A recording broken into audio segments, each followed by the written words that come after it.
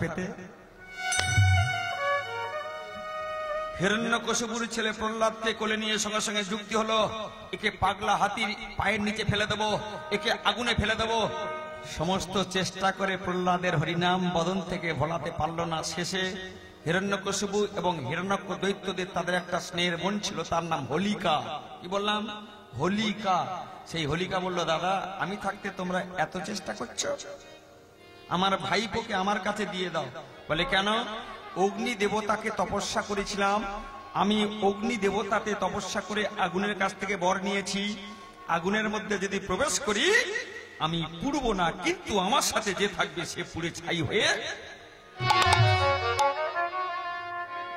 তখন বলল, আমার বাড়ির মধ্যে মারার অপশন আছে আর আমি বাইরে বাইরে খালি দিচ্ছি। হিরণ্যকশিপু হিরণ্যক দৈত্য সঙ্গে সঙ্গে, হিরণ্যক দৈত্য তখন ছিল না বাবা, মারা গিয়েছিল, হরিবল। তখন হিরণ্যকশিপু অট্টহাসি আসছে,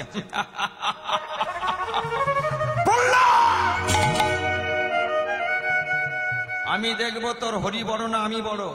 এই পৃথিবীতে ভগবান যদি বলতে থাকে আমি আছি, এই পৃথিবীতে একমাত্র শক্তি বলতে যদি থাকে আমার আছে, এই পৃথিবীতে একমাত্র আমি সর্বে সর্বা। হরি বলে কিছু নাই, হরি বলে কিছু নাই, হরি বলে কিছু নাই। হোলিকাকে আশীর্বাদ দিয়েছিল কে মা? কি বললাম? অগ্নি দেবতা। অগ্নি দেবতা বলেছিল, হোলিকা সৎ, ছোট করে, সৎ উদ্দেশ্যের জন্য তুই যদি আজকের কারোর মা মঙ্গল কামনার জন্য তুই যদি আগুনে প্রবেশ করিস তোর কিন্তু ক্ষতি হবে না, কারো যদি ক্ষতি করার জন্য তুই আগুনে প্রবেশ করিস সে কিন্তু তুই। তাহলে হোলিকা কাকে মারার প্রয়াস করলো? ভাইপো ছেলে, তার মানে দাদার ছেলে। ভাইপো ছেলে প্রহ্লাদকে কোলে নিয়েছে। প্রহ্লাদ মনে মনে হাসছে, আমার তো কোনোদিন কোলে নেয়নি, আজকের পিসুমণি আমাকে কোলে চাইছে কেন? প্রহ্লাদ আয় দুজনে একটু গল্প করি, তোর হরির গল্প করব। এই বলে প্রহ্লাদ যখন হরির নামে শুনবে কিছু, তখন সেই পিসুমণির কোলেতে গিয়ে, কোলেতে কে আছে? নারায়ণের ভক্ত প্রহ্লাদ আর হোলিকা। এই নিয়ে অসৎ চিন্তা করে অগ্নি দেবতাকে আত্মসমর্পণ করে তাকে যেই গেছে, হোলিকা জানে তো আমি আগুনে পুড়বো না, আশীর্বাদ পাওয়া আছে, তাহলে পুড়ে যাবে কে? প্রহ্লাদ। হঠাৎ যখন আগুনের ভেতরে প্রবেশ করেছে, চিৎকার করে উঠলেন, মাতা!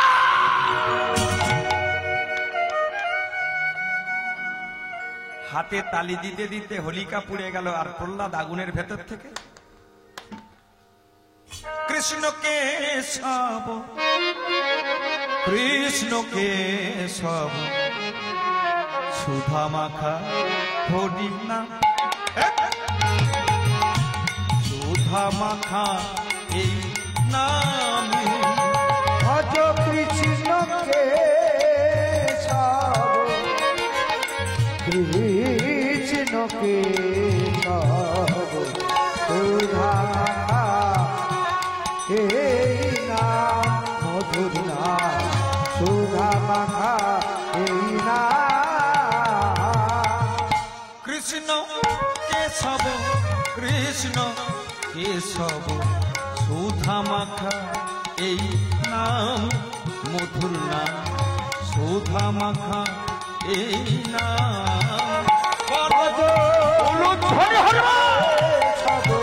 কৃষ্ণ কেশব, সুধা মাখা এই নাম, মধুর নাম, সুধা মাখা এই নাম।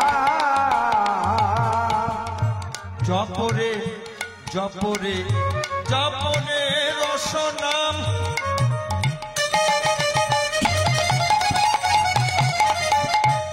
এ নাম বলিতে মুখে দিও না বিরাম।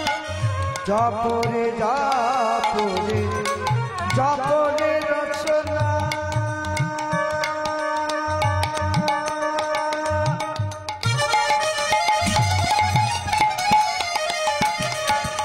এ নাম বলিতে মুখে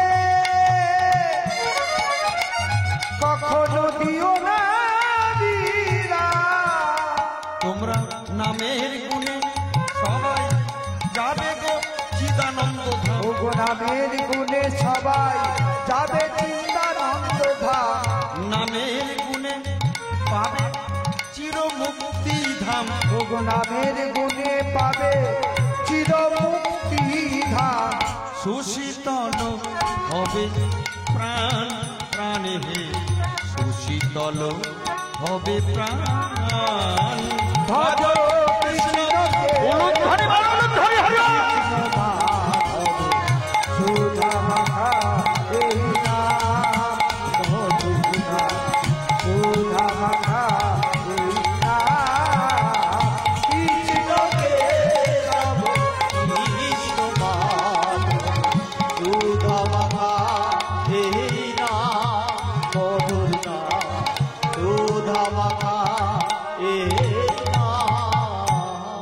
উপর থেকে নারায়ণ হাসলেন, হোলিকা তুমি তোমার দেহ দিয়ে তোমার আমার ভক্তকে মারার চেষ্টা করলে, তা আমি তোমায় কথা দিলাম হোলিকা, অসৎ উপায়ে যদি কেউ হরিনাম করে সেই হরিনাম কাজ হবে না। অসৎ উদ্দেশ্য নিয়ে, কাউকে ঠকানোর উদ্দেশ্যে নিয়ে, কারোর ক্ষতির উদ্দেশ্যে নিয়ে যদি হরিনাম করে সেই হরিনাম মঙ্গল হবে না, ক্ষতি হবে। এই বলে আস্তে কথা নয়, হোলিকা শরীরটা পুড়ে গিয়ে একটু ছাই হলো, সেই ছাই থেকে হলো এই রঙের জন্ম। সেই রং নিয়ে আমার ভগবান বললেন, হোলিকার দেহে আমার ভক্ত ছিল, আজ থেকে এই দিনটার নাম হলো হোলি উৎসব।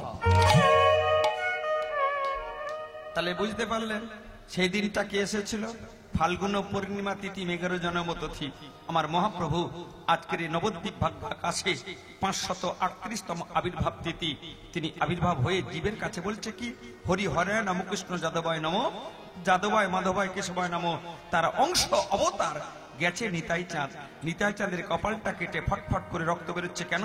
হরিনামে যদি এত ক্ষমতা ধরে, হরিনাম শুনতে আসার পথে যদি কেউ ঝড়েতে পড়ে মরে যায়, সে হরিনাম ভালোবাসবে না খারাপ বাসবে? হরিনাম শুনতে আসছে হঠাৎ সাইক্লোনে, কেউ বলুক না বলুক, যদি স্বামী মারা যায় বউ বলে জীবনে হরিনামের বাসরে যেওনি। কে? হরিনাম তো মঙ্গল করে, সে অমঙ্গল আমার স্বামীকে কেড়ে নিল। হরিনামে যদি এত উপকার, নিতাই চাঁদের কপালটা কাটলো, মারিলে মার খেতে হয়। নিতাই চাঁদ মেরেছিল কাকে? চলুন যাই। কোথায়? সত্যযুগে ক্যালেন্ডারে ছবি দেখেছ, সাপ শুয়ে রেখেছে কাকে? নারায়ণকে। কে শুয়ে আছে? ভগবান। কে সেবা দিচ্ছে? সাপ। সাপটার নাম কি? অনন্তদেব, যার নাম শেষ দেব, যার নাম শঙ্কর্ষণ। সেই অনন্তদেব এত সুন্দর সেবা দিল, দেবার পরে সেই অনন্তকে নারায়ণ বললেন, হরিবল, ভালো করে শুনবেন না, সাপের গাটা নরম এবং সাপের গাটা না ঠান্ডা না গরম, সেই আরামপদ বস্তু নারায়ণ শুয়ে অনন্তকে বললেন, অনন্ত তুমি তোমার লেজ দিয়ে, পুচ্ছ দিয়ে, মানে এই অংশ, শেষ অংশটা দিয়ে যে তুমি আমার চরণটা সেবা দিয়েছ, আমি তোমাকে আশীর্বাদ দেব। সেই সাপটা হাজার মদন দিয়ে বলল, হে প্রভু, তোমার নাম করে তোমাকে সেবা দিয়ে যদি সন্তুষ্ট হয়ে থাকো, আমাকে এই বর দাও, যেখানেই তুমি যাবে সেখানে তুমি আমায় নিয়ে যাও, আমায় তুমি নিয়ে যে, আমায় তুমি সঙ্গে করে নিয়ে যেও, নিয়ে যে, তোমার চরণ সেবা করা থেকে বঞ্চিত আমায় করো, তোমার চরণে সেবা থেকে আমায় যেন বঞ্চিত করো না। অনন্ত কেঁদে কেঁদে বলেছিল, হে প্রভু, তুমি যেখানে যাবে আমাকে তোমার সঙ্গে সাথী করে নিয়ে চরণ সেবা থেকে বঞ্চিত করো না। সত্য যুগে নারায়ণ দেহ পাল্টে হলো কে? রামচন্দ্র, দশরথের ছেলে। আর যে সাপ ছিল দেহ পাল্টে কে হলো? রামের ভাই লক্ষ্মণ। যেখানে মন্দির তৈরি হয়েছে, এই দশরথ তার কটা বিয়ে? 3খানা। কৌশল্যা, ঘুমাবে না মা, কৌশল্যা ডেকে দাও তো। চোখটা লেগে যাচ্ছে, বুঝতে পারছি, ঠিক আছে। কৌশল্যা, কৈকেয়ী, সুমিত্রা, এই 3টে রানীর মধ্যে দেখতে কাকে ভালো? মেজরানী। মেজরানীর নামটা কি? কৈকেয়ী। এখানে কেউ কিছু মনে করো না, যে ছেলের বউ ভালো দেখতে সে ছেলে কিন্তু বউকে সবসময়, মানে বাস্তব কথা, চোখে চোখে চোখে চোখে উচিত রাখা উচিত। কারণ সুন্দরী নারী হচ্ছে আগুনের মতো। আমি সুন্দরী যে আছেন তার হিংসা করে বলছি না, কিন্তু চোখে চোখে চোখে চোখে কে রাখছে? রাজা কাকে? মেজ বউকে, মেজরানীকে। যুদ্ধে যাবে? যাবে তুমি? হ্যাঁ যাব। এই কৈকেয়ীর পিতার নাম কি? অশ্বপতি, মানে ঘোড়ার মালিক। সেই ঘোড়া যৌতুক দিয়েছিল কৈকেয়ীর বিয়েতে 1 লাখ। বিয়ে হয়ে চলে এসেছে দশরথ যুদ্ধে ক্ষেত্রে যাচ্ছে, কইকেই চলেছে। এবার যুদ্ধ যে রথটা, সেই রথের চাকাটা খুলে যাচ্ছে। তা তুই যদি সুন্দরী বউ হস, রথের চাকাটা তুই দেখতে পেয়েছিস যখন, ভালো করে জোড়া দিয়ে দে। সত্যিকারের ভালোবেসে স্বামীর যুদ্ধে রথের চাকা যেই খুলে যাচ্ছে, এই আঙুলটা দিয়ে, এই আঙুলটা দেখবেন আমাদের কাজে কম লাগে, সব কাজে লাগে, কিন্তু প্রভুর সেবায় তুলসী পাতা তুলতে গেলে এটাকে বাদ। যে কোনো দেখবেন মাঙ্গলিক ক্রিয়া, এটা বাদ। এখানে দিয়ে ফোঁটা কেউ কিন্তু দেয় না, আমরা ফোঁটা দিই। তর্জনী, মধ্যমা, অনামিকা, কনিষ্ঠা, বৃদ্ধাঙ্গুষ্ঠী, কোনটা কাজে লাগে? এইটা। এই যে হাতে নখ থাকলে কেটে ফেলতে হবে। তুলসী পাতা তুলতে গেলে মন্ত্র বলতে হবে। কি মন্ত্র বলেন? বলবো দুলাইন। নম তুলসমৃত জান্মাসিতাং কেশব প্রিয়া কেশবার্তে তাং চিনামি বরদা ভব শোভন। 5টা নিয়ম মানবেন। বাসি কাপড়ে তুলবেন না, তেলে মেখে যাবেন না, পূর্ণিমায় তুলবেন না। আজকে যেমন পূর্ণিমা, তুলসী পাতা তোলা যাবে না। অমাবস্যায় তুলবে না, এবং দ্বাদশী মানে একাদশীর পরের দিন দ্বাদশী তিথিতে তুলসী পাতা তোলা যাবে না। এই 5টা নিয়ম মেনে তুলসী পাতা এই আঙুল ঠেকবে না। চোখের জলে কাঁদতে কাঁদতে বৃন্দা ঠাকুরানীর কাছে গিয়ে বলতে হবে, মা গো কৃপা করে তোমার বল্লভ তাকে সেবা দেব, তুমি ডাকের মতো যদি ডাক হয়, আবার আস্তে আস্তে দেখবেন চোখের জল যদি ঝরে যায়, আমার বৃন্দা ঠাকুরানী সঙ্গে সঙ্গে করুণা করে আপনার ওই ডাকেতে হাত দিয়ে সে তুলসী পাতা পড়ে যাবে।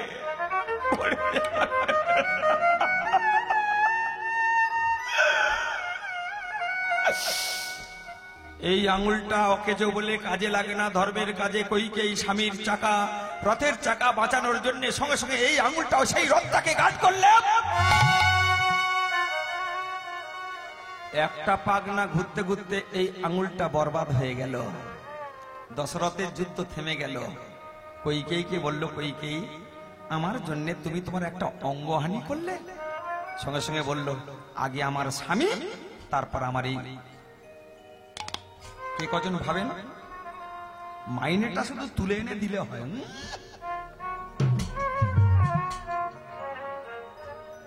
আমাদের প্রাণটা বিবাহিত স্ত্রীর হাতে। যারা বিয়ে করেছেন ছেলেরা যাবে বাইরে, কিন্তু তোমরা কিন্তু কোথায়? গোপীজন মনোচোর গিরিধারী নাগর মিনতি রাখো রাঙা পায়ে গো, মিনতি রাখো। তুমি গোপীজন বল্লভ গিরিধারী নাগর, প্রভু মিনতি রাখো রাঙা পায়ে, মিনতি রাখো রাঙা পায়ে। ভালো করে বুঝে তারপরে গানটা করবেন। মায়ের ছোট করে বাজা। মা, ফুলের মধ্যে মধু থাকে। মৌমাছির লক্ষ্য কি? মধু। সেই মৌমাছি যখন ফুলের কাছে যাবে দেখবেন সেই মৌমাছিটা ফুলের রং বিচার করে না, লক্ষ্য তার কি? ফুল। ফুলে আছে মধু, সেটাকে পান করে। তোমার লক্ষ্য কি? সংসারটাকে গুছানো। সেই গুছাতে গেলে তোমার গোড়া কোথায়? তাহলে তোমরা যদি মৌমাছি হও, কখন টাকাটা এনে হাতে দেবে সেই চিন্তা না করে, টাকাটা কিসে রক্ষা হবে সেই চিন্তা করে, স্বামীর প্রাণটা কিসে রক্ষা হবে সেই চিন্তা করে, স্বামীর মাইনে কি করে বাড়বে সেই চিন্তা করে আসল গোড়াটা ধরে থাকো। দেখবে ঢেকির পিছনে লাথি মারলে ঢেকি ওপরে গিয়ে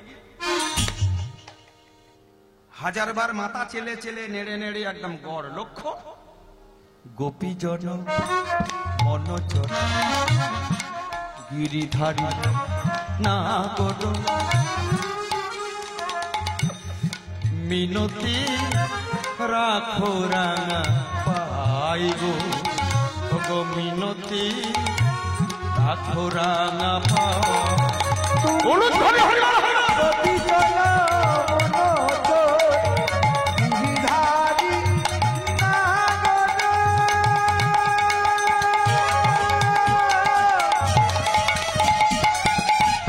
মিনতি রাখো রাঙা পায়ে, মিনতি রাখো রাঙা যমুনা কুলিনে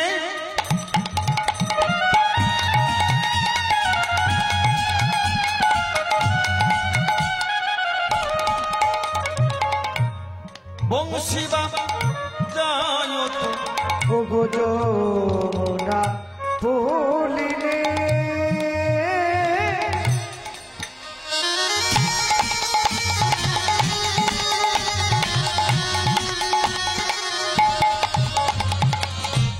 বংশী বাজাত বাঁশির সুরে যমুনায় জানি গো বাঁশির সুরে যমুনায় জানি তোমার বাঁশির সুরে যমুনায়ুজা বাঁশির সুরে যমুনায়ুজা গোপীজন মনোজ গিরিধারী নাগরা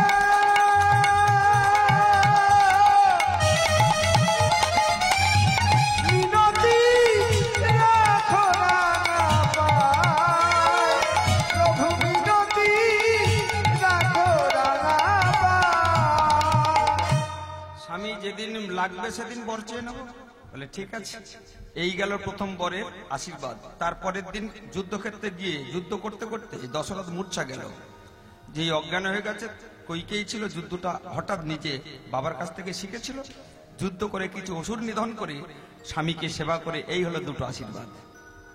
দিন চলেছে, একদিন দুদিন করে রাম লক্ষ্মণ ভরত শত্রুঘ্ন। রাম কার কাছে এসেছে? ভক্ত হচ্ছে কৌশল্যা। এই কৌশল্যা আগের জন্মে কে ছিল? শতরূপা। দশরথ আগের জন্মে কে ছিল? নামগুলো লিখে নেবেন, বুঝে নেবেন। মনু আর শতরূপা বিবাহ করে তারপরে এখানে একটা প্রসঙ্গ বলে নেওয়া ভালো। এখানে একটা প্রসঙ্গটা কি দেখবেন, টাকার লোভে চাকরি লোভে অন্য জাতের মানুষরা অপশান দিচ্ছে, আমাদের জাতপাত হয়ে যাও, তোমাকে চাকরি দেবো। আর আমরা হিন্দু সনাতন ধর্ম হ্যাংলার মতো চাকরির লোভে টাকার লোভে আমরা গলায় তুলসীর মালাটা ছিঁড়ে দিয়ে একটা ক্রস লাগিয়ে এখন কি করতে শিখেছি? ভগবান কৃষ্ণকে প্রণাম না করে এখন কি করছে?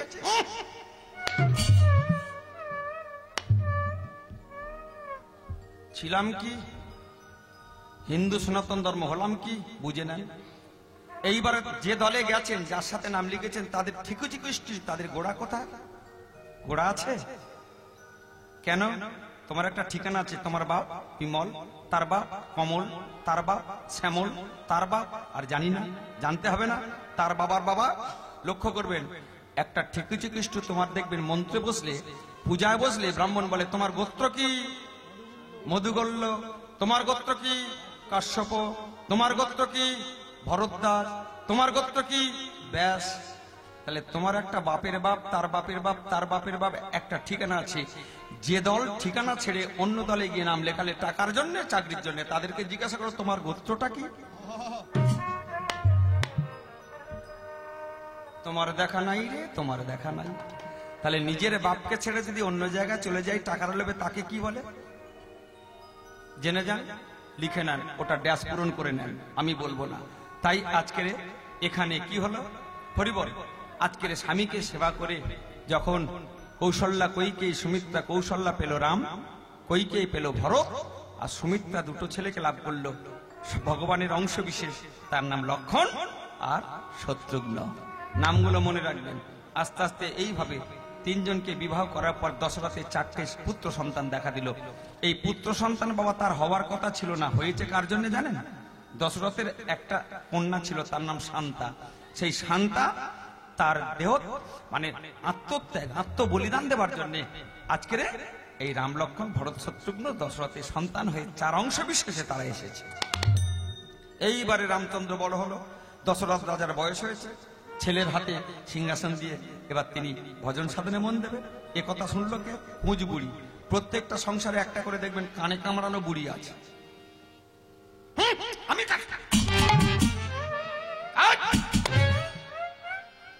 এই কুঁজবুড়ি মন্ত্ররা শুনেছে বিশ্বস্ব সূত্রে রামচন্দ্র রাজা হবে, কৈকেয়ী ভরত তোর কিন্তু পথে কানে কামড়েছে, কামড়াতে এখন মাথা ঘুরে গেছে। সে তো ঠিকই ঠিক বলেছিস। এই বলে কইকেই আমার অপশান ছিল দুটো বর। গিয়ে বলছে স্বামী আমি দুটো বর পাই, বলো কি চাই? দেবে? নিশ্চয়ই দেব, আমরা সত্যের পূজারী। সঙ্গে সঙ্গে চাইছে কি? একেবারে রামচন্দ্র বলুন ধরে হরি বল। যাবে 14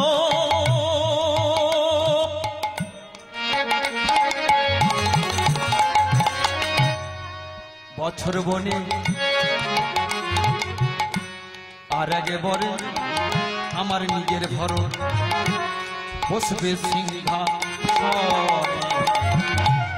একেবারে রামচন্দ্র যাবে 14 বছর বনে,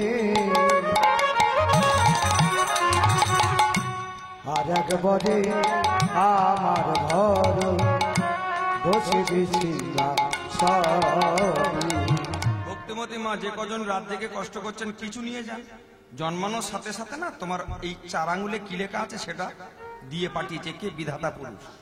তুমি যদি ধর্মের পথে চলো যেটা তোমার পাওয়ার কথা সেটা পাবে, আর তুমি যদি অধর্মের পথে চলো যেটা পাওয়ার কথা তার থেকে খইতে খইতে খইতে খইতে পাওয়ার কথা কি? রাম সিংহাসন। পাবে কে? ভরত। কেন? ওই যে শয়তানি কানে কামড়েছে, ছুটে এসে স্বামীকে বলছে দাও আমায়। কি এই মিনতি তোমায় জানাই? সঙ্গে সঙ্গে দশরথের মাথাটা ঘুরে গেছে। কইকেই একথা তুমি বলো না, একথা বলতে পারো না। ও তোমরা তাহলে সত্যের পূজারী নও, তোমরা সত্য কথা বলো না। তোমাকে বর দিতে হবে না, তুমি নিজেকে বলো আমি মিথ্যাবাদী। একটা কথা শুনে রাখবেন, দশরথ তো দূরের কথা, পূর্বজ বংশ যারা যারা ছিল তারা জীবনে কোনোদিন মিথ্যা কথা বলতো না। আমি আপনাদের সংসারে ঢুকবো না, একটা কথা বলে যাই, জীবনে নিচ থেকে উপর পর্যন্ত ধর্মের পথে চালাবেন, ছেলে নাতি নাতনি, এবং কোনোদিন মিথ্যা কথা বলবেন না। তাতে যদি মৃত্যু হয় তোমার আনন্দ, আরে মিথ্যে কথা বলে সত্যিকে চাপা দিয়ে তুমি যদি 3 তলা বিল্ডিং এ থাকো, সেই অপরাধ বোধটা সারা জীবন বয়ে বেড়াতে হবে। তুমি বলবে এটা আমি না করলে পারতাম, না করলে পারতাম। দেখবেন তাতে পান্তা ভাত জল দেওয়া ভাত জুড়লেও সেটা তোমার সুখকর, আর রাজাসনে বসে রাজভোগ শান্তি সুখ। সঙ্গে সঙ্গে বললো একবারে রামচন্দ্র বনবাসে, আর একবারে ভরত আমার সিংহাসন। দশরথ রাজা শোনার পরে মেঝেতে গড়িয়ে পড়ে গেছে। ওগো কইকেই, এই তোমার দরিবসন্তি ছিল, তুমি পাল্টে নাও।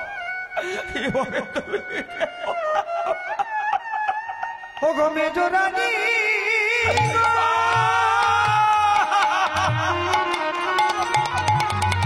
তোমার কাছে আমার মিনতি, তুমি অন্য কোনো বরে চাও আমি দেব, কিন্তু আমার প্রাণের অধিরামকে তুমি যেন বনবাসে পাঠায়ে দিও না। এখানে একটা জিনিস বলে রাখা ভালো, যে কজন আছেন পিছনে 2-4 জন বাবুরা এসেছেন আস্তে আস্তে, একটু শুনে নেন ভালো করে। কি কইকেই রামকে বনবাসে পাঠাবে, তার মানে এর থেকে প্রমাণ হলো কইকের মতো অসভ্য মেয়ে ছেলে পৃথিবীতে আর নেই আমার বিচারে। কিন্তু কইকের মতো সতীসাধ্বী মেয়েরা যদি গোটা 5 পৃথিবীতে আসতো না, পৃথিবী চকচকে হয়ে যেত। কেন? কৌশল্যা যার ছেলে রাম, সেই কৌশল্যা যতটা ভালোবাসে তার 4 গুণ ভালোবাসে কে? কইকেই। অথচ ছেলেকে বনবাসে পাঠাচ্ছে কেন? কারণ আছে। কারণটা কি? রামচন্দ্রকে যদি বনবাসে না পাঠানো হয়, সবচেয়ে ক্ষতি হবে কার? গুহক চণ্ডাল। গুহক চণ্ডালের একটা বন্ধু ছিল, মানে ভক্ত ছিল, তার নাম মাধব পাটুনি। এই মাধব পাটুনিতে করে রাম লক্ষ্মণ ভরত শত্রুঘ্ন ওই অযোধ্যা যেখানে মন্দির হয়েছে, সামনে নদী, ওই নদীটা ওপারেতে যাওয়ার পরে রামচন্দ্রের পদস্পর্শে কাঠের তরী সোনা হয়ে গিয়েছিল। আর ওই মাধব পাটনে ভগবান রামের কাছ থেকে উদ্ধার পেয়ে স্বর্গে চলে গিয়েছিল। তাহলে ক্ষতি হয়ে যেত। রামচন্দ্র যদি বনবাসে না যেত, ক্ষতি হতো কার? বিশ্বামিত্র মণির। ক্ষতি হতো কার? ভরদ্বাজ মণির। ক্ষতি হতো কার? পাশানি হয়ে বসে আছে। একটা অপশন দিলাম, মা বলো তো তার নামটা কি? পাশানি মনে পাথর হয়ে পড়ে আছে। গৌতমের স্ত্রী, তাও বলে দিচ্ছি, গৌতমের স্ত্রী। গৌতম অভিশাপ দিয়েছিল, রে পাশানি আমার শিষ্যকে নিয়ে তুমি হরি বল কিন্তু কেন অনেক তত্ত্ব ভক্ত থাকলে বলে দিতাম। সেই অভিশাপে পাশানি হয়ে পড়ে আছে। বলেছিল যে মর্যাদা পুরুষোত্তম রাম যদি তোমাকে স্পর্শ করে তবে তুমি মানবী হবে। তার নাম অহল্যা। অহল্যার পাষাণ উদ্ধার লীলা করে শুনেছ না? সেই অহল্যা পাষাণ হয়ে রাম গিয়ে ছুলে তবে তা রামকে যদি বনবাসে না পাঠায় সেই অহল্যা উদ্ধার হবে? পড়ে আছে সবরী। সবরী নিচু জাত, ব্রাহ্মণ বৈষ্ণবদের সেবা করতো, কাঠ কুড়িয়ে দিত, বলে এই নিচু জাত চলে দূর হয়ে যায়। সেই এঁটো ফল তুলে তুলে খেয়ে তুলে রেখেছিল ঠোঙায় করে। কখন রাম যাবে সেই রামচন্দ্র শেখালো জাতপাত বলে পৃথিবীতে কিছু নাই। যারা আমার ভক্ত, যারা আমার কৃষ্ণ ভক্ত, যারা রাম ভক্ত, তারাই হলো ঊর্ধ্ব জাত। আর যারা ভগবানকে ভালোবাসে না, উঁচু জাত হয়ে সে কিন্তু মুচি হয়ে যায়। তাই তো বলেছে মুচি হয়ে সূচি হয় যদি কৃষ্ণ ভজে, আর সূচি হয়ে মুচি হয়ে যাবে যদি কৃষ্ণ। কেউ না শুনুক বাবা প্রসেনজিৎ, তোকে আমি প্রাণ করে আশীর্বাদ দিয়ে যাচ্ছি। তুই আমাকে মাঝে একবার বারণ করেছিলিস যে কীর্তন হবে না। আমি বলেছিলাম অন্তত একটা দিন ছুটি পাবো, কারণ টানা চলছে, একটা দিন ঘুমিয়ে নেব। হরিবল। তার পরক্ষণে ফের ফোন করে বলছে না বাবা ভুল হয়ে গেছে, যে অপরাধ করে যে আমার ক্ষমা চায় তার ক্ষমা করে দিতে হয়, তোর কোনো দোষ নেই। কেউ শুনুক না শুনুক, এই দিনে কীর্তন সচরাচর আচ্চার ফ্যামিলিতে হয় না। তোকে আমি প্রাণ ভরে আশীর্বাদ দিয়ে যাচ্ছি, জীবনে তোর কোনোদিন অন্ন বস্ত্রের অভাব হবে। আমি কোনো তোষামতির কথা বলি না। এই নিয়ে 30টা বছর কীর্তন করছি, চুল আস্তে আস্তে পাক ধরেছে। ভগবানের আবির্ভাব তিথিতে যারা কীর্তন দেয়, যারা কীর্তন শ্রবণ করে, পাতলা ভক্ত হোক যারা শুনছেন, 1 বছরের মধ্যে যদি আপনাদের ভারী বিপদ আসে, সেই বিপদ আটকাবে না, লিখে নিয়ে যান আজকের। তাই আমার কইকেই জানতো আমি আমার ছেলে রামকে ভালোবাসি, কিন্তু তাকে বনবাসে না পাঠালে তারা যে মরে যাবে, উদ্ধার হবে না। বুকের ছাতি ফেটে যায় আমারে বলছে ওরে রাম। তবু স্বামীর কাছে নিথর শরীর নিয়ে দাঁড়িয়ে আছে, মুখে তার কথা নেই, চোখে ঝরঝর করে জল ঝরছে। সেই সময় রামচন্দ্র শুনতে পেয়েছে মেজমা আমাকে বনবাসে পাঠাতে চাইছে। সব ছেড়ে দিয়ে তিনি বাবার কাছে গিয়ে বললেন, বাবা আমায় আশীর্বাদ দাও, আমি বনবাসী হব গো, আমি বাবা আমি বনবাসী যাব। ও গো পিতা তোমার কাছে আমার এই মিনতি, আমি বনবাসী হব গো পিতা। ও গো পিতা তোমার কাছে আমার এই মিনতি, ও গো পিতা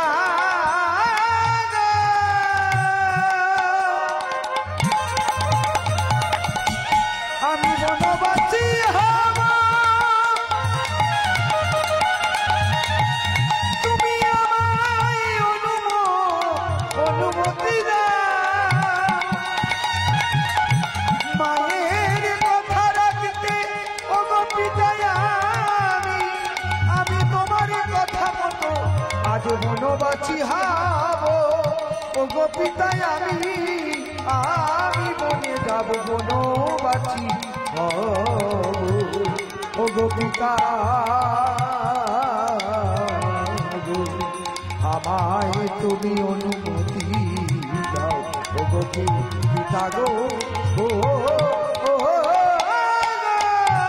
পিতা আমি বনবাসী হব। যে কজন আছেন উঠবেন না, শেষ করে যান। ইয়ং ছেলেদের বলি বাবা এখান থেকে তোদের একটা শিক্ষা দেব, তবে আমার বাড়ির গল্প নয়, এটা হচ্ছে রামায়ণের জিনিস। রামচন্দ্রকে দেখে শেষ। যুগ কটা মা? 4টে, সত্য, ত্রেতা, দাপর, কলি। সত্য মানে 1, ত্রেতা মানে 3। সত্যের পরে 1-এর পরে 3 নেত্র হয়, 3 হয়, 1-এর পরে 2 হবার কথা, কিন্তু 3 কেন? ওখানেও একটা গেঁড়াকল আছে। গেঁড়াকলটা কি? দাস শতানন্দ, এই অহল্যা যিনি পাষাণ হয়ে বসে আছে, এই অহল্যার একটা সন্তান শতানন্দ এই অযোধ্যায় পৌরোহিত্য করত। এখন কোন ক্রমে বাবা অভিশাপ দিয়ে ফেলেছে যে তুই পাষাণী হয়ে যা, তবে হ্যাঁ রাম অবতারে যদি রামচন্দ্র আসে, তোকে যদি স্পর্শ করে তবে তুই মুক্তি পাবি। এখন ত্রেতা যুগে রাম আসবে, তাহলে সত্যের পরে দাপর আসার কথা ছিল। সেই শতানন্দ যোগমায়াকে আস্বাদন মানে ডাকতে শুরু করলো, হে মা। মা সন্তুষ্ট হয়ে শতানন্দের কথা সঙ্গে সঙ্গে বললেন, এই শতানন্দ কি চাই বেটা, তুই সবসময় আমাকে ডাকছিস? মা গো একটা করুণা করে তুমি আমায় দাও। সন্তান হয়ে মায়ের চোখের জল যদি মুছিয়ে দিতে না পারি, তাহলে সন্তান পুত্র নয় পুত্র সম। তাই আমার মায়ের পাষাণ থেকে উদ্ধার পাওয়ার জন্য রামচন্দ্র আসবে ত্রেতা যুগে, মানে 1, 2, 3 নম্বরে, অর্থাৎ ওই একটা যুগ পাল্টে তুমি সত্যের পরে 2 না দিয়ে ওটাকে 3 করে দাও। তাই শতানন্দের ডাকেতে যোগমায়া একটা যুগ ওলট পালট হয়ে গেল। সত্য ত্রেতা, দাপর কলি। সত্যে কি নারায়ণ, ত্রেতা কি রাম, দাপরে কৃষ্ণ। এখানে একটা শিক্ষা, খুব কান খুলে শুনে নেবে। দাপর যুগে কৃষ্ণ এই যে পিছনে দোল খাচ্ছে, কৃষ্ণ কজনকে বিয়ে করেছিল? 16,108 জনকে। ত্রেতা যুগে রামচন্দ্র কজনকে বিয়ে করেছে? ত্রেতা যুগে, দাপর যুগে কৃষ্ণ এই যে বসে দোল খাচ্ছে, এই পাটি বাঁক কটা?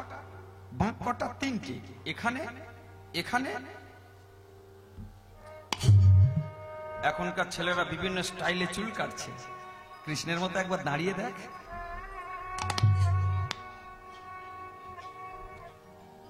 ভালো করে শুনবেন, তাহলে বাঁক ত্রিভঙ্গ মুরারি কেন? সেও কারণ আছে, ওগুলো থাক। 3টে বাঁক, রামের কিন্তু কোনো বাঁক একদম। তাহলে 16,108 জনকে ইনি বিয়ে করেছেন, একজনকে। এনার বাঁক 3টে, ওনার কোনো বাঁক নেই সোজা। আবার রামচন্দ্র, কৃষ্ণ বলল, আমি বৃন্দাবনে যে লীলা করেছি তোমরা অনুসরণ করো। অনুকরণ মানে করতে যেও না, এটা শুধু আমার জন্য। কিন্তু রামচন্দ্র এখানেই শিক্ষাটা নিবি বাবা। রামচন্দ্র বলেছে, আমি যে লীলা করেছি তোমরা অনুকরণ করো, অনুসরণ করো, তাতে তোমাদের মঙ্গল হবে। তাই তো রামচন্দ্র কইকেই যেই মেজমা বলেছে রাম বনবাসে যাবে, বিন্দুমাত্র দ্বিধা করলো, সব ছেড়ে দিয়ে তিনি চির বসন করে এসে বলছে, পিতা আমায় অনুমতি দাও। সেই অনুমতি চাওয়ার জন্য যেই বাড়িতে ঢুকেছে, মানে ভেতরে ঢুকেছে, সঙ্গে সঙ্গে দশরথ রাজা দেখতে পেয়ে রামকে ডুকরে কেঁদে উঠে বুকে চটি ধরে বলছে, ওরে রাম রে,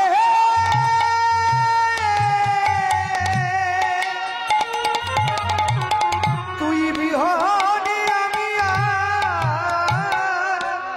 আমি হয়তো আর প্রাণে বাঁচিব না। রামচন্দ্র পিতার মাথাটা কোলে নিয়ে মেজমায়ের দিকে তাকিয়ে কাঁদতে কাঁদতে চোখের জল যেই মুছতে মুছতে বেরিয়ে গেছে, সঙ্গে সঙ্গে একটা ছেলে, ছেলেটার নাম কি, এসে বলছে, দাদা আমি যাব তোমার সাথে। ছেলেটার নাম দিদি ভাই বুঝতে পেরেছেন, লক্ষণ ঠাকুর। কেন? সত্যযুগে বলেছিল, তুমি যেখানে আমি সেখানে। তা তুমি যদি বনবাসী হও, আমি রাজপ্রাসাদে রাজভোগ খাবো, ভাবলে কি করে? সঙ্গে সঙ্গে দুজন চলে যাচ্ছে, আর একটা মেয়ে ছেলে সীতা এসে বলছে, আমি তোমার সাথে যাব। সঙ্গে সঙ্গে 3 জন চলে যাচ্ছে। যেই বেরিয়ে গেছে, প্রত্যেকটা ভক্তের চোখে জল, প্রত্যেকটা নরনারী কাঁদছে, প্রত্যেকটা লতা গুলমাদি সেদিন বলেছিল কি, ওগো রাজার দুলালি,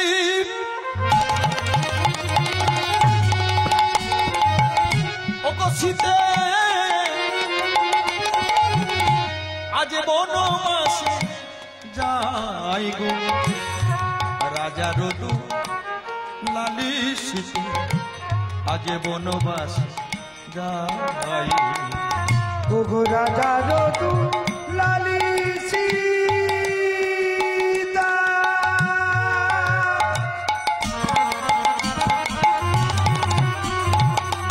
আজ বনবাসে যাই গো, বনবাসে যাই। রাজার দুলালি সীতা, আজ বনবাসে যাই গো, বনবাসে যাই। রাজার লালি সীতে, আজ বনবাস যাই গো, আজ বনবাস যাই। ওগো রাজার লালি সীতা, আজ বনবাসে যাই গো, বনবাসে যাই। পশু পাখি সেদিন সবাই কাঁদে করে হায়। যে যাই আমরা যাই করি বাবা, অযোধ্যার মন্দিরের দরকার ছিল, যাই করি, তাতে কোনো আমাদের অবশ্যই করি সবকিছু, কিন্তু মন্দিরটা দরকার ছিল। আজকের কিন্তু যেখানে ত্রিপল টাঙানো ছিল সেখান থেকে 3টে মানুষ চলে গেল, সীতা, রাম, লক্ষ্মণ। চলে গিয়ে ওই যে গুহক চণ্ডালের বন্ধু বলেছিলাম ভক্ত, ওর নাম মাধব পাটুনি, সেদিন ওই মাধব পাটুনি বলেছিল, তোমার কাছে, তুমি হলে জমিদার এই অঞ্চলের, তোমার কাছে আমার একটা অনুরোধ, আজকের দিনে কারোর নৌকা থাকবে না, আমার এই ভাঙাচোরা নৌকাটাই থাকবে। সেই ভাঙাচোরা নৌকায় করে এপার থেকে ওপারে চলে গেল। উদ্ধার করলো, উদ্ধার হয়ে গেল। আপনারা বসে আছেন, উদ্ধার হয়ে যাবেন। কেন? আজ দিনতে কীর্তন শোনা যারা শোনে তারা কিন্তু ভব যন্ত্রণা থেকে মুক্ত হয়ে ভগবান পাদপদ্মে চলে যায়। তারপরে চলে গেল কে? আস্তে আস্তে মা বিশ্বামিত্র, তারপরে কে গেল? অহল্যা, তারপরে কে গেল? মারিচ, তারপরে কে গেল? তারকারাক্ষসী, তারপরে কে গেল? হরিবল। ওই গরুরের মানে ওই নারায়ণের বাহন গরুরের 2টো ছেলে ছিল, তার নাম জটাই, যার ডানা কাটা গেছে, একটা হচ্ছে সম্পাতি। এই সম্পাতি জটাই উদ্ধার হয়ে গেল। আস্তে সবরই বসেছিল, উদ্ধার করে দিল। তারপরে উদ্ধার করলো লঙ্কেশ রাবণ। এই লঙ্কেশ রাবণের কাছে গিয়ে একটু ভালো করে শুনে নেন, দেখুন হরিনামে কাজ হচ্ছে কিনা। কেন কাজ হয় না এখানে তার প্রমাণ কি, আসুন। উদ্ধার করতে করতে করতে করতে যখন সীতা বাড়ি মানে রাজত্ব ছেড়ে স্বামী এবং দেওরের সাথে চলে গিয়েছিল, সীতা একটা জিনিস চুরি করে নিয়ে গিয়েছিল। সেই জিনিসটা কি বলুন তো? আজকে যে লীলাটা ধরবো, এই মূর্তি ছাড়া কোনোদিন কারো ভক্তি আসবে না। তাই জন্য পিছনে বাবুর একটা মূর্তি রেখেছে। এই মূর্তি থাকলে মুসলমান ভাইরা যেমন নিরাকার ভজন করে, আমরা সাকার পূজা করি। কেন? একটা ভক্তি সামনে কাউকে না রাখলে আসে না। তাই সামনে একটা, এই অচলকে সচল করতে হবে, কথা বলবে না বলাতে হবে, দেখবে না দেখাতে হবে, তবে তিনি হলেন ভক্ত। সেটা চোখ বুঝলে দেখতে পাবেন যেন ভগবান তোমার হৃদপদ দেশে নাচছে। সেটা দেখার অনুভূতি কবে হবে? যেদিন তোমার রক্তের ভেতরে কৃষ্ণ নাম লেখা হয়ে যাবে। সেখানে পরে আসবো, কিন্তু তার আগে বলে নি, এইভাবে উদ্ধার করে করে যখন পঞ্চবটির বনে গিয়েছিল, সীতা একটা জিনিস চুরি করে নিয়ে গিয়েছিল। সেই জিনিসটা কি আপনাদের বলি, মানি ব্যাগেতে একটা গীতা রাখবেন, সঙ্গে একটা গোপাল রাখবেন, সঙ্গে একটা ভাগবত রাখবেন, সঙ্গে জপের মালা রাখবেন, সঙ্গে হনুমান 40-40 বলে একটা ওই ছোট কয়েন পাওয়া যায় রাখবেন। যদি না পারেন কৃষ্ণের একটা ছোট্ট ছবি রাখবেন। যদি লজ্জা লাগে লুকিয়ে লুকিয়ে একটা রাধারানীর চরণ রাখবেন। দেখবেন আপনার কত মঙ্গল।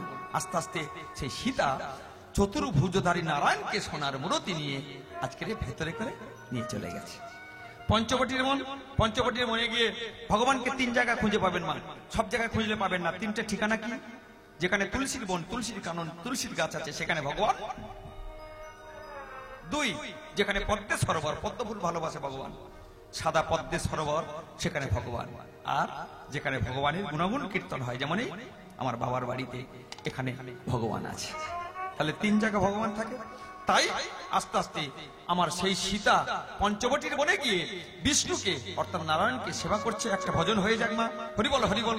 আমার পূজার থালায় আছে আমার প্রভু ব্যথা শত দল। এই পূজার থালায় আছে আমার প্রভু ব্যথার শত দল। এই পূজার থালায় আছে আমার ব্যথা শত দল। এই পূজার থালায় আছে আমার প্রভু ব্যথার শত দল। হে দেবতা তুমি রাখো সেথা। ওগো হে দেবতা তুমি রাখো সেথা। হে দেবতা তুমি রাখো সেথা। ওগো হে দেবতা রাখো সেথা। প্রভু তোমার চরণ তো ব্যথা শত দল। এই পূজার থালায় আছে আমার ব্যথার শত দল। প্রভু গো পূজার থালায় আছে আমার ব্যথার শত নিবেদনে কুসুম সহ লহ হে না তুমি আমায় লহ প্রভু গো নিবেদনে কুসুম সহ ওগলহ হে না আমায় লহ তুমি যে আগুনে আমায় দহ প্রভু গো যে আগুনে তুমি আমায় দহ সেই আগুনে আমি আরতি দীপ করেছি উজ্জ্বল ব্যথা শত দল এই পূজার থালা আছে আমার ব্যথার সদল প্রভু গো পূজার থালা আছে আমার ব্যথার সদল এই পূজার থালা আছে আমার ব্যথার সদল। জিনিসটা বুঝে নেন মা। এইভাবে সীতা যখন পঞ্চবটির বনে পূজা করছে সেই সময় রাবণের কানে গেছে আমার এখতিয়ারের মধ্যে দুটো সন্ন্যাসী ঢুকে পড়েছে, তারা অনেক কজনার প্রাণকে নিধন করেছে, তারা খুব শক্তিশালী, ভালো ধনুক চালাতে পারে, তীর ধনুক চালাতে পারে, এবং সঙ্গে একটা তড়িৎ প্রতিমার মতো লক্ষ্মীর মতো দেখতে একটা সুন্দরী। ডেকেছে কাকে? বোনকে। বোনটাকে শূর্পণখা। শূর্পণখা সুন্দর নখ, অর্থাৎ সেই নখটা তোমার শরীরে যদি একবার টাচ করে না, এখন কেউ কিছু মনে করবেন না মা, বেশিরভাগ শূর্পণখা সমাজে মেয়েরা দেখতে পাচ্ছি সবসময় নখেতে, সবসময় নখে যদি পালিশ করিস তা অঙ্ক করবি কখন? যাদের বিয়ে হয়ে গেছে বাদ দিক, তাদের কাজ নেই, বসে বসে পালিশ করুক, কিন্তু যাদের পড়াশোনা করছে এটা যদি ছাড়ে মোবাইল, এই মোবাইলের মতো ব্যবহার যদি না করতে পারো ধ্বংস। লেখাপড়া ছাড়া কীর্তন হবে না, লেখাপড়া ছাড়া তুমি সমাজের 1 নম্বর হবে না, লেখাপড়া ছাড়া তুমি চাকরি পাবে না, লেখাপড়া যদি ফাঁকি দাও তোমার সংসার চলবে না, সংসার যদি না চলে সংসার অশান্তি লাগবে, সবকিছু মূলে তোমার শিক্ষা। শিক্ষা নাই সেখানে ধর্ম, ভগবান, কর্ম, টাকা, বাম্মা সেবা কিচ্ছু ঠিক আছে। বাল্যকাল যায় হাসিতে খেলিতে, যৌবন যায় রসে, বৃদ্ধকাল যায় জমেরও তরাসে, ভয় লাগে কখন এসে নিয়ে যাবে, ভজবে কখন। যে যার কর্ম অনুসারে যে তার সময়, সেই সময়টা ইউটিলাইজ করে তুমি তার সম্মান না দিতে পারে তোমাকে ঠকতেই হবে। পড়াশোনা করার সময় পড়াশোনা করো, সেই সময় নোক মোবাইলে যদি মেতে থাকো তোমাকে তো নোকেই ভুগতে হবে। শূর্পণখা আমার দাদা পাঠাচ্ছে, দাদা যা তো পঞ্চবটির বনে দুটো সন্ন্যাসী এসেছে দেখে এত। শূর্পণখা তার একটা বিয়ে হয়েছিল, তার নাম বিদ্যুৎজীবা। বিদ্যুৎজীবা ছোটবেলায় প্রত্যেকে পড়েছি ব্যাঙ কিভাবে আহার করে, এই বলতো আই তুলেছিস, ব্যাঙ কি করে খায় বলতো? ব্যাঙের একটা দেখবি জীব আছে, সেই জীবটাকে উল্টে যার উপরে পড়বে টপাস করে। এই বিদ্যুৎজীবার জীবটা ঠিক ছিল এইরকম, এত তড়িৎ গতিতে বিদ্যুৎজীবা বিদ্যুতের মতো জীবটাকে বের করে মানুষের উপরে যেই পড়বে রাক্ষস।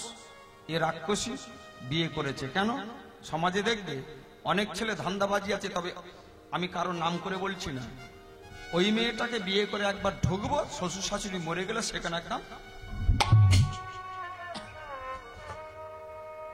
সমাজে আছে না কিছু, হাঁটবে না খুঁটবে না শ্বশুরের দিকে।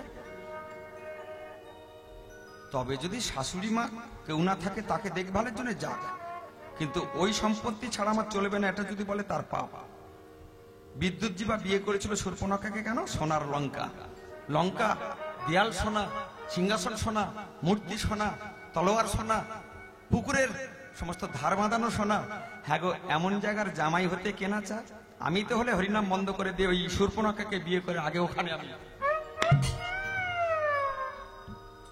শূর্পণখা বিয়ে করেছিল বিদ্যুৎ জীবা সোনার লঙ্কাটাকে দখল করার জন্য। সেই সময় শুনল কে? লঙ্কেশ রাবণ।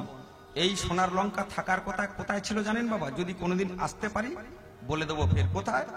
সেই শিবের কাছে, অর্থাৎ কৈলাসে। সেটা ওখানে গেল কেন? সেও কারণ আছে। তাহলে কি হলো? সেই সোনার লঙ্কাটাকে দখল করতে বিদ্যুৎ জীবা বিয়ে করেছিল কাকে? শূর্পণখাকে। যখন লঙ্কেশ রাবণ জানতে পারল যে আমার ভগ্নীকে বিবাহ করেছে এই সোনার লঙ্কাটাকে দখল করার জন্য, সঙ্গে সঙ্গে ত্রিভুবনের অধীশ্বর তার ক্ষমতা কত, সঙ্গে সঙ্গে তলোয়ার নিয়ে ওই বিদ্যুৎ জীবাকে চুলের মুঠি ধরে চাগিয়ে দিয়ে বোনটার সামনে সঙ্গে সঙ্গে সেই বিদ্যুৎ জীবাকে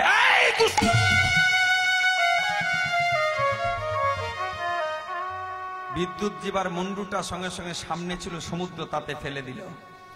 যার স্বামী মরে গেল সে তো তার চোখে জল থাকলো না। শূর্পণখা কাঁদছে, দাদা এ কি করলে? ওরে বোন, দুষ্ট গরুচ্চ সৈন্যগোয়াল অনেক ভালো, কত কষ্ট করে সোনার লঙ্কা বানিয়েছে, ও কিনা দখল করতে চায়। তুই দুঃখ করিস না, তুই যে ছেলেকে পছন্দ করবি তার সাথে তোর বিয়ে দিয়ে তোকে আমি সুখী করব, কথা দিলাম। পাঠাচ্ছে কাকে? শূর্পণখাকে। বনের মধ্যে কজন আছে? 3 জন। তার মধ্যে ভেতরে কে আছে? সীতা পুজো করছে ঠাকুরকে, আর রাবণের, মাফ করবেন, অনুজ লক্ষণ বাইরে বসে পাহারা দিচ্ছে, আর রামচন্দ্র গেছে স্নানে। ঠিক সেই সময় আজকে শূর্পণখা গিয়ে দেখতে পেয়েছে কাকে? লক্ষণকে। যেই দেখেছে সঙ্গে সঙ্গে ভালোবেসে ফেলেছে। নয়নে নয়নে বানে বড়ি সন্নে তাহাতে জানি মিলপি।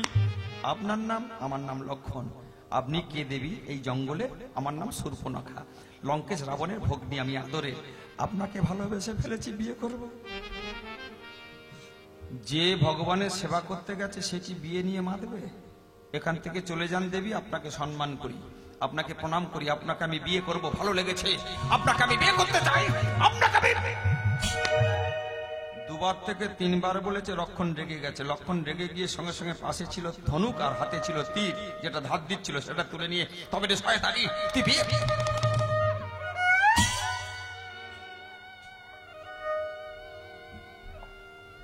বুচি হয়ে গেল, সুন্দরী থেকে কুরূপা হয়ে গেল। নাকটা চেপে ধরে এখান দিয়ে রক্ত ঝরছে, গিয়ে একদম রামচন্দ্র স্নান সেরে ফিরছে, সেখানে গিয়ে রামচন্দ্রের চরণে গিয়ে সাপাট খেয়ে পড়েছে। রামচন্দ্রকে দেখে বলছে, আপনি কি ভগবান রাম? বলছে হ্যাঁ। আপনাকে আমি বিবাহ করব। বলে এই জন্মে নয়, পরবর্তী জন্মে না, তার পরবর্তী জন্মে না, তার পরবর্তী জন্মে। সত্য ত্রেতা যুগে এই লীলা হয়েছিল। তার পরবর্তী জগতে ওই শূর্পণখা দেহ পাল্টে কুবজা হলো, কুবজার কুঁজ ভালো হয়ে গেল, তার সাথে 1 রাত সঙ্গ দিল। সঙ্গ দেওয়ার পরে পরবর্তী সেই শূর্পণখা দেহত্যাগ করলো। দেহত্যাগ করে কলিতে পুরীধামে কারা কারা গেছে? হাত তোলো। পুরীতে কারা কারা গেছেন? পুরীতে গেছেন। দেখবেন মহাপ্রভু কাশী মিশ্রের বাড়িতে তিনি 3.5 জন ভক্তকে নিয়ে তিনি হরিনাম বিতরণ করেছিলেন। রায় রামানন্দ, সিকিমাইতি, মাধবী দাসী এবং রায় রামানন্দ, স্বরূপ দামোদর, এই হচ্ছে 3.5 জন ভক্ত। সেই কাশী মিশ্র হচ্ছে ত্রেতা যুগের শূর্পণখা। দেহ পাল্টে তিনি আজকের ভগবানকে আশ্রয় দিয়েছিলেন ওই পুরীধামের গম্ভীরা। পুরীতে যাই মা, কিন্তু পুরীতে ঠিক মতো ঘুরতে গেলে না 1 মাস 6 সময় লেগে যাবে।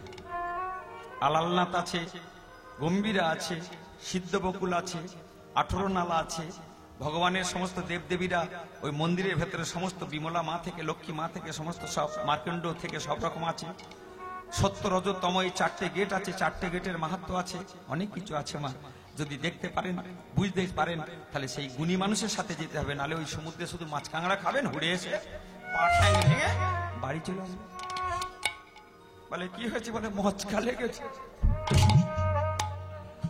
ওইভাবে গেলে মচকা লাগবে, কিন্তু প্রভুর যদি বলতে পারেন কি, জয় জগন্নাথ, জয় জগন্নাথ, জয় জগন্নাথ, জগতে প্রভুনাথ, জয় জগন্নাথ, জয় জগন্নাথ, জয় জগন্নাথ, জগতের নাথ। জয় জগন্নাথ, জয় জগন্নাথ, জয় জগন্নাথ, জগতে প্রভুনাথ, জয় জগন্নাথ, জয় জগন্নাথ, জয় জগন্নাথ, জগতের নাথ। জগন্নাথ স্বামী নয়ন পথ গামী, জগন্নাথ স্বামী নয়ন পথগামী। জয় জগন্নাথ, জয় জগন্নাথ, জয় জগন্নাথ, পাশেতে একটা রান্নাঘর আছে, রান্নাঘরে কি বিক্রি হচ্ছে মা? 18 জন গিয়েছিলাম গ্রুপ করে, এই ছোট একটা ভাঁড়ের মধ্যে প্রসাদ, মহাপ্রসাদ। সেটাকে মনে মনে ভাবলাম 18 জন আমরা এসেছি সঙ্গী সাথী, আজকে পুরীধামে এইটুকু প্রসাদ পেটে যাবে তো? এতটুকু করে খাবার পরে ভেতর থেকে যেন ভাঁড়ের মধ্যে এতটুকু খালি হলো, বাদ বাকি রয়ে গেল। এটা কি? ভগবানের মহাপ্রসাদ। ভগবান সারাদিনে 3 জায়গা থাকে। কোথায়? বৃন্দাবনে শুইতে যায় রাধারানীর কাছে, শয়ন করার শয়নকক্ষে নিকুঞ্জ কানন নিধবন, আর খেতে যায় পুরীধামে, আর লীলা করে দ্বারকাপুরী। সারাদিনের মধ্যে ভগবান 3 জায়গায় যাবে। তাহলে খাবার মানে রান্নাঘর কোথায়? পুরীধামে। পুরীধামে গিয়ে 10 টাকার টিকিট কেটে দেখবে সমস্ত পান্ডাজিদের এবং জগন্নাথের সেবায়তদের কি কাণ্ড কারখানা। কেউ মানে চাল গুঁড়োচ্ছে, পিঠে হবে, কেউ জল নিয়ে ছুটে চলেছে, কেউ বা নারকেল করছে,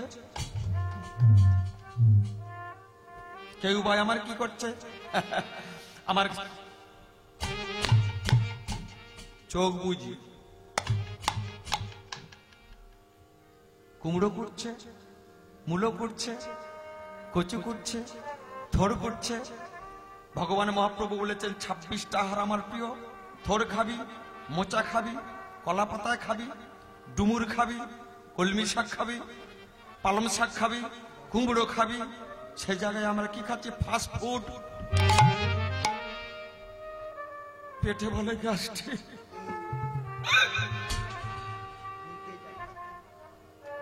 আমরা অ্যান্টি করাপশন ভাবে চলছি। তাহলে যার যেমন ভাব তার তেমন লাভ। তোমার মন যদি যায় ওই প্রসাদে, তাহলে তুমি হবে ফ্যাসাদে। তাহলে সেই ফ্যাসাদে পড়ে গিয়ে এখন জয় জগন্নাথ, জয় জগন্নাথ, জয় জগন্নাথ, জগতে জয় জগন্নাথ, জয় জগন্নাথ, জয় জগন্নাথ, জগতের নাথ। জগন্নাথ স্বামী নয়ন পথগামী, জগন্নাথ স্বামী নয়ন পথগামী, জগন্নাথ স্বামী নয়ন পথগামী, তুমি জগন্নাথ স্বামী নয়ন পথগামী।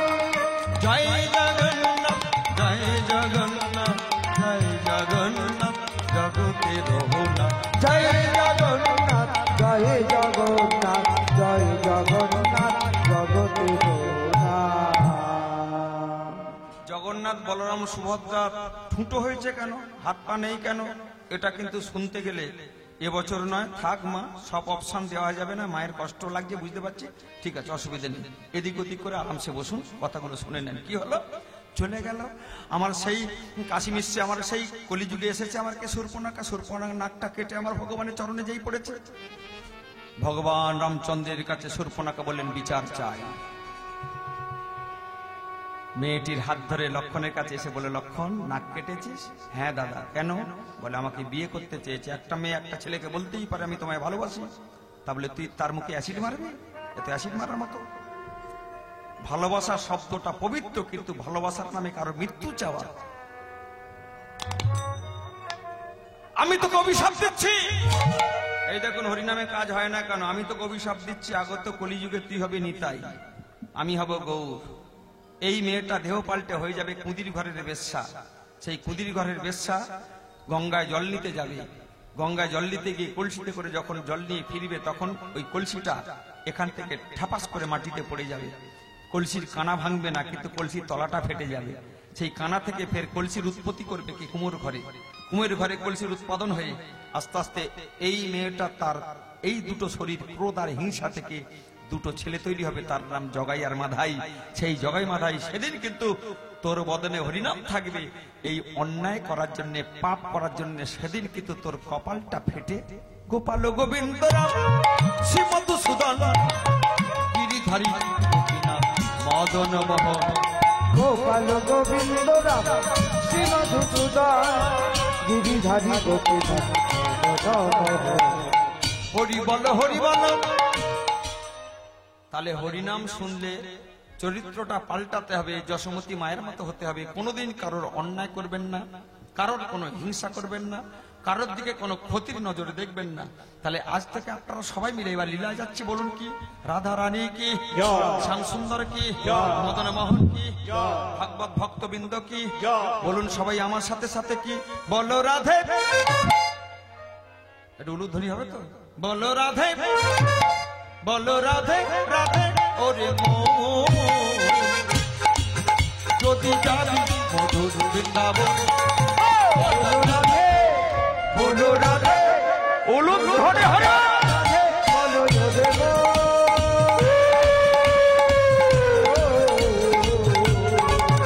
যদি যাবি মধুর বৃন্দাবন। বলো রাধে, বলো রাধে, বলো রাধে রাধে ওরে মন, যদি যাবি মধুর বৃন্দাবন। বলো রাধে, বলো রাধে, বলো রাধে রাধে ওহো।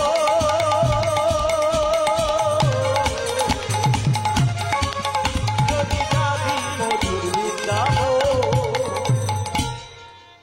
বৃন্দাবনে লতা পাতা সবাই বলে তারা রাধা রাধা। বৃন্দাবনে লতা পাতা সবাই বলে রাধা রাধা। বৃন্দাবনে গাফিলতা তারা বলে রাধা রাধা। বৃন্দাবনে গাফিলতা সবাই বলে রাধা রাধা। আমার একটা স্বভাব খারাপ মা, আমি সিজন তুলি হয় বৃন্দাবন, নালে পুরীধাম, নালে দ্বারকা, নালে আমার নেশা হচ্ছে তীর্থক্ষেত্রে, আর পাবেন না। আমি যে বছর বৃন্দাবনে যাই, দুটো জিনিস মেনে নেন। যদি কোনোদিন নবদ্বীপ যান, পোড়ামাতলা না দেখে নবদ্বীপ দর্শন করা বৃথা।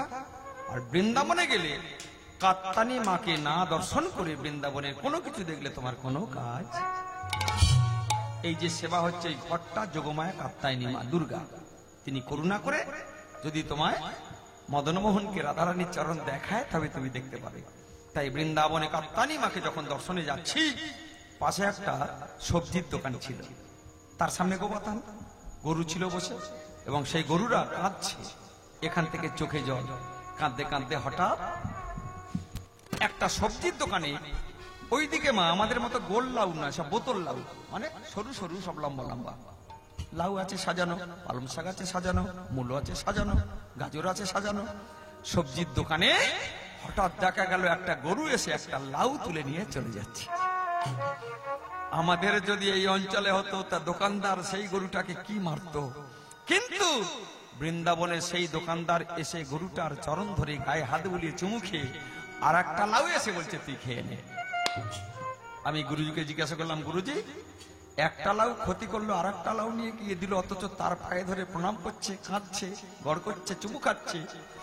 সঙ্গে সঙ্গে ব্রজবাসীর সাথে কথা বলে গুরুজি আমাকে বাংলায় বলে দিলেন যে আজকের উনি বললেন, আমার জীবনে এতদিন বৃন্দাবনে বেচাকেনা করছি, আজকে সঠিক বেচাকেনাটা আমার আসল জায়গায় কিছু বেচাকেনা করতে পেরেছি। তাই মাগো, বৃন্দাবনে সেই গরুরাও কি বলছে, বৃন্দাবনে গাফিলতা সবাই